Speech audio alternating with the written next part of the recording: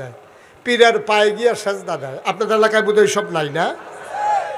মাজারে সেজদা দেয়, পীরের পায়ে সেজদা দেয়। কুমিল্লা শহরের পাশে এক জায়গায় গিয়ে দেখি পীরের জায়গার ভিতরে চুমায়। ব্রাহ্মণবাড়ি এলাকা এক জায়গায় গিয়ে দেখি পীরের বুড়ি আঙ্গুল শোয়। সিটাগাং গিয়ে দেখি যে গোসলের পানি খায়। নাউজুবিল্লাহ বলবেন না?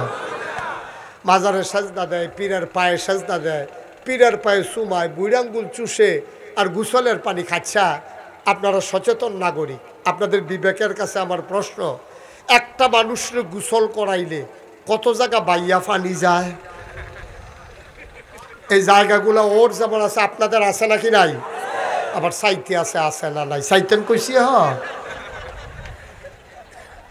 একটা মানুষের গোসল করাইলে কত জায়গা বাইয়া পানি যায়, আর ওই পানি বোতলে বইরা খায় বাংলার মুসলমান। আমরা যে ঠেড়া ফুড়ে মরি না, আমাদের কপাল ভালো, ঠিক কিনা বলো? ভাগ্য ভালো, আল্লাহ বইলা এখন আমাদেরকে বাঁচাই রাখছে। তাহলে আবাদত করবো কার? শুধুমাত্র কার? আবাদত যখন আপনি করতে যাবেন, আজকের মাহফিলে প্রধান অতিথির কথাগুলো আমি মন দিয়ে শুনছিলাম। এ পথ কুসুমাস্তীর্ণ পথ নয়। আল্লাহর আবাদত যখন করবেন, আল্লাহকে যখন রব হিসাবে মেনে নেবেন, আল্লাহর বিধান অনুযায়ী নিজের জীবন যখন চালাবেন, নবীর তরিকা অনুযায়ী যখন পথ চলবেন, এ পথ হয়ে যায় কণ্টকাকীর্ণ, এ পথ হয়ে যায় কাটা বেছানো। নবীর জমানায়, নবীর প্রথম দিকে ওরা প্রথম টিটকারি মেরেছে, মস্কারা করেছে, পাগল বলেছে, জিনে ধরেছে বলেছে। তাতেও যখন কাজ হয়নি, মুসলমানের সংখ্যা যখন বাড়তেই ছিল, তখন এই নবীর উপরে অত্যাচার অবিচার করেছে। শেষ পর্যন্ত এই নবী দ্বীনের পথে চলতে গিয়ে জন্ম মক্কায়, শৈশব মক্কায়, কৈশোর মক্কায়, তারুণ্য মক্কায়, যৌবন মক্কায়, বিয়ে করলেন মক্কায়, নবীর মেয়ে বিয়ে দিলেন মক্কায়, নিজের বাড়ি মক্কায়, শ্বশুর বাড়ি মক্কায়, লেনদেন করলেন মক্কায়, ব্যবসা বাণিজ্য করলেন মক্কায়। নবী থাকতে পারলেন না মক্কায়, চলে যাওয়া লাগলো মদিনায়, ঠিক কিনা বলেন? এটাই ইসলাম, এটাই ইসলাম। যেই নবীজি জীবনে কাউকে একটা ধমক দেয় নাই, জীবনে কোনোদিন কারো টাকা মেরে খায় নাই, যেই নবীজি মানুষের কাছে কোনোদিন যখন কোনো মানুষ এসেছে খালি হাতে নবী ফিরাই দেন নাই, এই নবীজিও তার জন্মভূমি মক্কায় থাকতে পারলেন না। আহা, বাচ্চাগুলো বসাই দেন, পরিবেশটা নষ্ট করবেন না। এই যে ভাই, কি করতেছেন আপনি? একজা লুকও উঠবেন না দয়া করে, আমরা শেষ করে দেব, একসাথে আমরা যাবো ইনশাআল্লাহ। আল্লাহ যেন তৌফিক দান করে, সবাই পড়ি আমিন। তো যেই কথাটুকুন বলছিলাম, নবী করিম সাল্লাল্লাহু আলাইহি সাল্লামের যেমন আজকে তাদের যারা অনুসারী, আমরা যারা নবীর আশিক দাবি করি, আমাদের পথটাও খুব সুন্দর হবে, মসৃণ হবে, আমরা এই পথে চলে যাব জান্নাত অভিমুখে, আর কোনো বাধা আসবে না, এই আশা করারও সুযোগ নাই, ঠিক কিনা কর? নির্ঝঞ্ঝাট, নিরিবিলি, চুপি চুপি, সুন্দরভাবে, অভাব অনটন নাই, দুঃখ দুর্দশা নাই, মামলা নাই, হামলা নাই, জেল জুলুম নির্যাতন নাই, একেবারে সুন্দরভাবে আপনি জীবন করবেন। এটার নাম তো দুনিয়া না, তাহলে তো আপনি জান্নাতে চলে গেলেই হয়। দুনিয়া মানেই হচ্ছে এখানে মামলা হবে, এখানে হামলা হবে, এখানে জেল জুলুম নির্যাতন হবে, এ পথে চলতে গেলে রক্ত ঝরাতে হবে, এ পথ হবে, এই পথে রক্তে রঞ্জিত পথ হবে, তারপরে মঞ্জিলে মকসুদ জান্নাতের দোরগোড়ায় দাঁড়ানো যাবে, ঠিক কিনা বলেন? এটা বুঝতে শুনে আমরা এই পথে নামছি, ঠিক কিনা বলেন? আমরা জানি এই পথে চলতে গেলে এমনই হবে, কিন্তু মানব রচিত যে ষড়যন্ত্রগুলো, সেই ব্যাপারেই আমাদের যত আপত্তি, যত কথা। বন্ধুগণ, তাইলে আল্লাহ তাবারক ওয়া তাআলা আমাদেরকে তৈরি করেছেন আল্লাহর ইবাদতের জন্য, ঠিক কিনা বলেন? কথা কয় না, ঠিক কিনা? আল্লাহর ইবাদতের জন্য আল্লাহ আমাদেরকে এই দুনিয়াতে পাঠিয়েছেন। কিন্তু আফসোস হচ্ছে এই বাংলাদেশের মানুষ আল্লাহর ইবাদতের বদলে ওই শয়তানের গোলামি করে বেশি, ঠিক কিনা বলেন? মুখে মুখে আল্লাহর কথা, আর মনের ভিতরে যত শয়তানি আছে, সব শয়তানি আছে। দেখবেন তাহাজ্জুদ পড়ে, সকালে ঘুম থেকে উঠেই জায়নামাজ তালাশ করে, সকালে এক রাতে 70-80 রাকাত তাহাজ্জুদ পড়ে। এই বাংলাদেশ দিয়া বাংলাদেশ ভরে গেছে। কিন্তু রহমত বরকত নাই, গজব আর গজব। কারণ হচ্ছে এগুলো মুখের কথা, এগুলো প্রকৃত কথা নয়। ঠিক কিনা বলেন? তো যেই কথাটুকুন বলছিলাম, তা আল্লাহ তাবারক ওয়া তাআলা যখন ফেরেশতাদেরকে বললেন, আর ফেরেশতারাও শেষ পর্যন্ত রাজি হলেন, মানুষ বানানো হলো। এখন আমাদের পরিচয় হলো আমরা আল্লাহর খলিফা। কার খলিফা? কথা বলে কার খলিফা? তাহলে আল্লাহর খলিফা কারে কয়? আল্লাহর প্রতিনিধি। অর্থাৎ আল্লাহ এই দেশটা, এই জমিনটা যেমন করে চালাতে চান, তেমন করে আল্লাহ নিজে এসে চালাবেন না, আমরা তেমন করে তৈরি করে নেব। এই জন্যই আমরা আল্লাহর খলিফা। ঠিক কিনা বলেন? এই জন্যই আমরা আল্লাহর খলিফা। এই পথ আমি বলছিলাম বড় কঠিন পথ। একেবারে আদম আলাইহিস সালাম থেকে শুরু করে আমাদের নবী পর্যন্ত একজন নবী আপনি পাবেন না যারা নির্ঝঞ্ঝাটে এই দুনিয়া থেকে বিদায় হয়ে গেছে। আদমকে বানানোর পরে সাথে সাথে শয়তান তার পিছনে লেগে গেছে। নূহ নবীকে বানানোর পরে তার নিজের সন্তান নূহ নবীর বিরোধিতা শুরু করে দিয়েছে।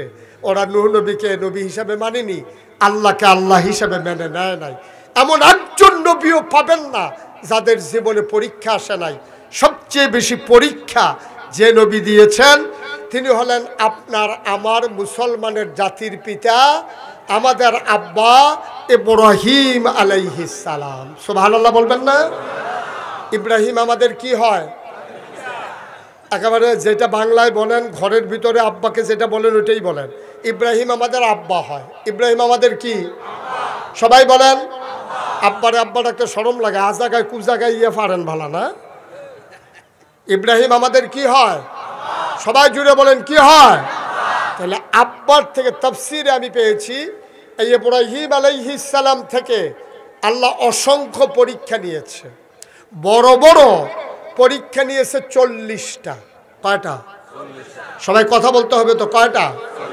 40টা। মঞ্চে যারা বসছে তারা কথা না বললেও চলবে, তারা যে বৈশা রয়েছে শোয়ে নাই যে এইটাই তো বেশি। হ্যাঁ, বড় বড় পরীক্ষা নিছে কয়টা?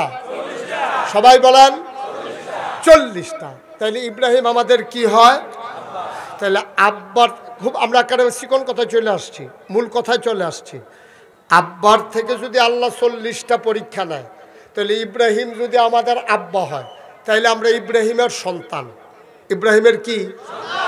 তাইলে আব্বার থেকে যদি আল্লাহ 40টা পরীক্ষা নেয়, সন্তান থেকে 2-4টা পরীক্ষা নেবে, এটা বিবেকে ধরে নাকি ধরে না? এটা বিবেকের কথা। যেহেতু আব্বা 40টা পরীক্ষা দিয়েছেন আর ওই বাবার সন্তান আমরা, আমাদেরও যে 2-4টা পরীক্ষা দেওয়া লাগবে এতে কোনো সন্দেহ নাই। রাজি আছেন ইনশাআল্লাহ? কই রাজি আছেন? আওয়াজই তো হয় না, পরীক্ষা দিবেন কেমনে? সবাই রাজি আছেন ইনশাআল্লাহ? আমরা এখন পরীক্ষার হলে আছি ইনশাআল্লাহ। পরীক্ষা শুরু হবে, শুরু করে দেব ইনশাআল্লাহ। ইব্রাহিম আলাইহিস সালাম তার সবগুলো পরীক্ষায় ফেল না পাস? টাইনা টুইনা না golden A plus? Golden A plus. সবগুলো পরীক্ষায় আমাদের আব্বা ইব্রাহিম আলাইহিস সালাম পাস করেছেন। তিনি একটা পরীক্ষায়ও ফেল করেন নাই। আমাদের আব্বা একটা পরীক্ষায়ও ফেল করেন নাই। তার পরীক্ষা শুরু হয়ে গেছে জন্মের আগে। জন্মের আগেই তার পরীক্ষা। আমরা 2-4টা পরীক্ষা দিয়ে শুরু করি, তারপরে দেখা যাবে কতটুকুন আমরা পারি। তবে আমাদের সমস্যা হলো পরীক্ষার হলে গিয়েই কাপ শুরু হয়ে যায়। কথা তো একটা মনে পড়ছে, বইলে ফেলবো নাকি? কইয়েই লাই না। তো পরীক্ষার হলে গিয়া এক ছেলে বৈশা বৈশা কাঁপতে আস। তো ফ্লোর হইলো পাকা, বেঞ্চ হইলো কাঠের। এখন যখন কাঁপা শুরু হয়েছে তখন ঠট্টর ঠট্টর করে আওয়াজ হইতে আস। হেডমাস্টার স্যার দৌড়াইয়া গিয়া দেখে যে ছেলেটা টুলে বসে বসে কাঁপতেছে। তো স্যার বলতেছে কাঁপো কেন? কয় স্যার কাঁপি না। কারণ তোমার টুল সুদ্ধা কাঁপতে আছে, আওয়াজ হইতে আছে। আওয়াজ শুনে আমি আসলাম, তুমি বলো যে কাঁপি না। কয় স্যার কাঁপি না স্যার। কারণ তুমি কাঁপতে আসো? কই জি না স্যার। এখন সে কাঁপা থামানোর জন্য সামনের বেঞ্চের ভিতরে হাত রাখা বসছে। এখন বসারটাও কাঁপে, ধরারটাও কাঁপে, দুইটাই কাঁপতে আছে। স্যার কয় এইটা কি? তুমি এভাবে এরকম শুরু করছো কেন? স্যার কয় স্যার কাঁপা তো এখনো শুরুই হয় নাই। এমনি কাঁপতে আসো তারপরে শুরু হয় নাই, শুরু হবে কোন সময়? কয় স্যার শুধু প্রশ্নটা হাতে দিয়ে দেখেন কাঁফা কারে কয়। তা আমরা কাঁপা শুরু করে দেওয়ার দরকার নাই। আব্বা যদি পরীক্ষায় পাশ করতে পারে 40টা, আমরা 2-4টা পরীক্ষায় পাশ করতে পারবো না ইনশাআল্লাহ? প্রস্তুত ইনশাআল্লাহ? জন্মের আগেই ইব্রাহিমের পরীক্ষা শুরু। তিনি তখনও দুনিয়াতে আসেন নাই। তৎকালীন জমানার যিনি রাজা তার নাম হলো নমরুদ। কিরুদ? নমরুদ। সাংঘাতিক মানুষ। সে একদিন ঘোষণা দিয়ে বসলো, আনা রাব্বুকুমুল আ'লা, আমি হইলাম সবচেয়ে বড় খোদা। এখন যুগে যুগে দেখবেন যে যত বড় স্বৈরাচার তার দালাল তত বেশি, ঠিক কিনা বলেন?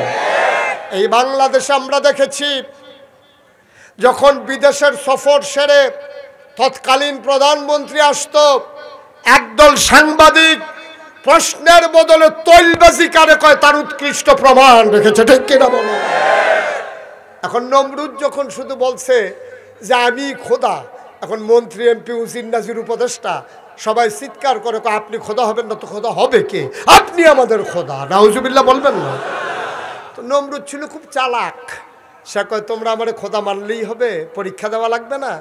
আল্লাহ কি পরীক্ষা নিতে চান নেন। এখন নমরুদ সবাইকে ডাকলেন যে সবাই মাঠে চলে আসো, সেখানে পরীক্ষা হবে। ততক্ষণ ইব্রাহিম আলাইহিস সালাম দুনিয়াতে তাশরীফ এনেছেন এবং আস্তে আস্তে বড় হয়ে গেছেন। মাঠের ভিতরে যখন সবাই আসছে, নমরুদ উঁচু জায়গায় বসে পা ছড়াই রাখছে, সবাই সে নমরুদের পায়ে সাজদা দেয়, চুমু খায়।